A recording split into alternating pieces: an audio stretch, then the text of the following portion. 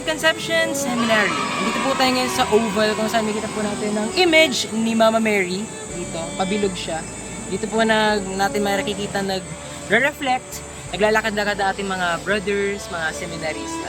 Samahan niyo na po kami sa isa na namang Math Ventures. Tara mga kapanalig, medyo mainit. Sinalubong kami ni Mama Mary, ang Immaculate Conception, ang patrona ng Diocese ng Malolos, sa isang harding luntian. Natitirikan man ang sinag ng araw, ngunit payapa. Tila masarap maglakad-lakad dito, oh. Nakaka-relax. Sa aming paglalakad ay nakita namin ang chapel. Payak, tahimik. Makikita ang krusipiho na may kakaibang anyo. Tila bakal ang yari. Ngunit makikita mo si Kristo na animoy nakabukas ang kanyang dibdib. Sumisilip ang kanyang nakabukas na puso. Tinatanggap tayo mga makasalanan at handang magbalik sa kanya. Katabi ng krusipiho ang Immaculate Conception. Payak rin ang ayos ng altar at tabernakulo. Ngunit kakaiba ang presensya. Banal. Dahil pabilog ang chapel, ay pabilog rin ang korte at formation ng mga pew or ng mga upuan. At nakalagak sa chapel na ito ang ilang mga liturgy of the hours, ang mga aklat na gamit ng mga seminarista sa kanilang pananalangin sa araw-araw. Sa paglabas namin sa chapel ay kasama rin namin si Melos, Santo Niño del Monte Carmelo. Melos Goes World Tour, Charis. Yung mga school na yan, yung estudyante. Pwede ba tayo makipag-interact sa Oo, kanila? oo naman. Nakita rin namin ang court kung saan naglalaro ng basketball at iba pang sports ang ating mga seminarista. At sa isang hindi inaasahang break time, ay may dalawang seminarista tayong nakapanayam, sina Brother Arwel at Brother Daniel. 4 years na si Brother Arwel nag-aaral dito sa seminaryo. Paano mo naman i-compare yung kaiba ng school sa labas sa school sa loob?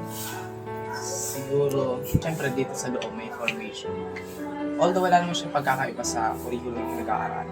Pero kasi, mas focus kasi, di lang kasi yung academics yung pinafocus dito sa seminary.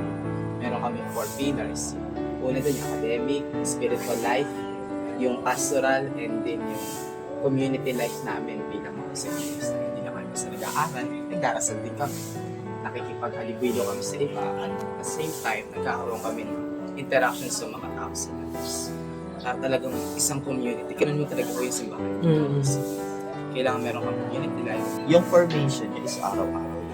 Yes, sa bawat pagising, sa bawat pagkain, pagdarasal, pagsisimba, pag-aaral ay may formation na nangyayari. Kamusta ba ang ganaps kapag weekends? Sa Sunday na ay pwedeng dumalaw yung magulang.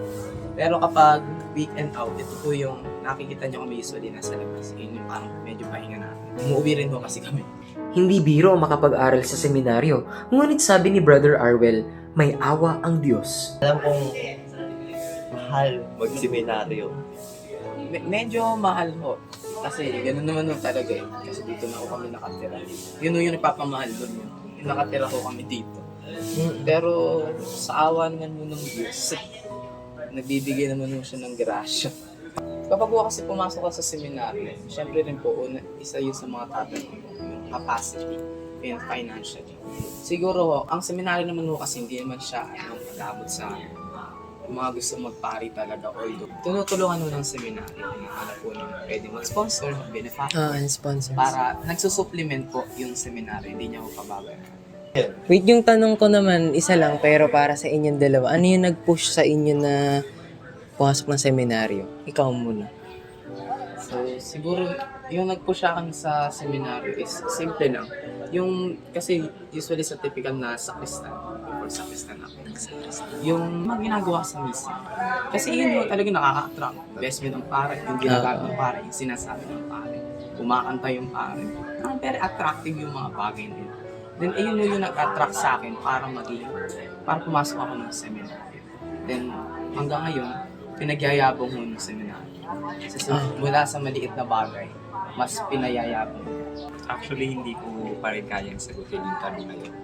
Pero siguro, para sa akin, sa nakikita ko ngayon, yung isa sa nag-trigger sa akin is yung pamilya ko, tsaka yung lola ko. Dati din yung tito ko daw, ayun nga, magpapari.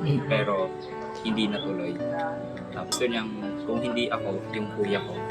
Eh since yung kuya ko ayaw, ako na lang. Gusto ko rin naman, pero somehow medyo pinag-iisipan ko. Tutuloy ba ako? Okay. Pwede mag-phone? Kapag po ganitong ano tayo dito, kumari, yung mga regular days, wala ko talaga, lalo na kapag may klase. Kino-collect. O kaya, ano po, isinusurrender ko namin. Kung may dala ko kami. Kung wala naman mo, nasa magulang. Option na ho namin. Lalo na ho kasi kami, nagko-commute kami. Yung phone namin, dinediretso ho namin dun sa office. Yung iba naman ho kasi, hinahatid. Kaya sa magulang. Ano nga ba ang oval para sa kanila mga seminarista? Mama Mary doon sa gitna. Very significant po yan sa lahat ng seminarista. Pari yun. Dahil iyan yung, kapag po kasi gabi, iyan yung iniikutan namin. Kumari, free time namin. Papalipas kami ng kinain ng video. Kaya kami umiikot. At the same time, nakakapag-meditate po kami sa lugar. At very significant yung lugar na yun, yung tawag ko ay opal. Pero kahit bilog siya, opal.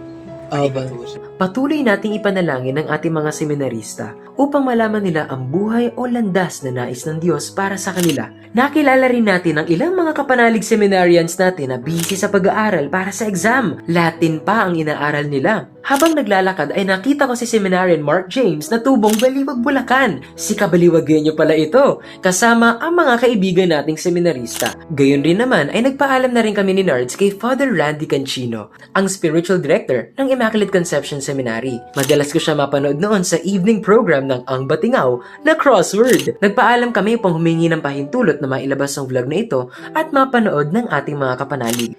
Lahat tayo ay may mga desisyong pipiliin at landas na tatahakin, kagaya nila Seminarian Arwell, Seminarian Daniel, Seminarian Mark James at marami pa natin mga kapanalig seminarians. Kasalukuyan sila naghahanda, inaaral, ipinapanalangin at humihingi ng gabay mula sa Espiritu Santo ang landas tungo sa kabanalan. Ipanalangin natin sila na laging sumunod sa tawag ng Diyos. At sa pagtawag ng Diyos, lahat tayo itinatawag niya. Walang masama kung ating susubukan. Malay mo, hinihintay ka lang pala ng Immaculada Concepcion dito sa Oval upang ikay makapasok na rin dito, hindi ba? Kung may mga katanungan at nais makipag-ugnayan, tiyaki mag-chat dito sa official Facebook page ng seminaryo, Immaculate Conception Seminary. At sa pagtatapos na naman po mga kapanalig ng isa na namang Math Ventures, nandito po sa likuran natin si Saint John Maria Vianney, ang patron ng mga pari. Patuloy natin ipanalangin ang ating mga pari, ang mga nagpapari at magpapari pa lamang. Ipanalangin natin patuloy silang tumugon sa tawag ng Panginoon. Magkita-kita po tayo mga kapanalig sa susunod na Math Ventures. Kita-kits. God bless us always mga kapanalig.